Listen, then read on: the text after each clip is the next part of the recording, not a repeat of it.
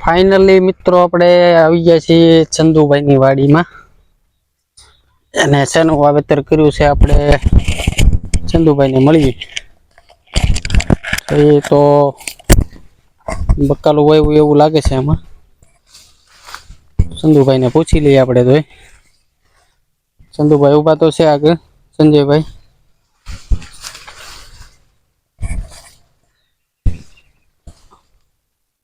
હા સંજયભાઈ તમારી વાડી આ તમારી જ વાડી છે એમ બરોબર શું આવ્યું છે આમાં બકાલું બરોબર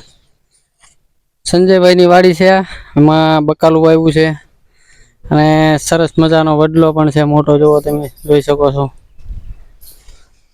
આ બાજુ જોવો તમે ભીંડા છે સોળી છે બકાલું સરસ મજાનું વાવેલું છે મિત્રો જુઓ આ છે સંજયભાઈની વાડી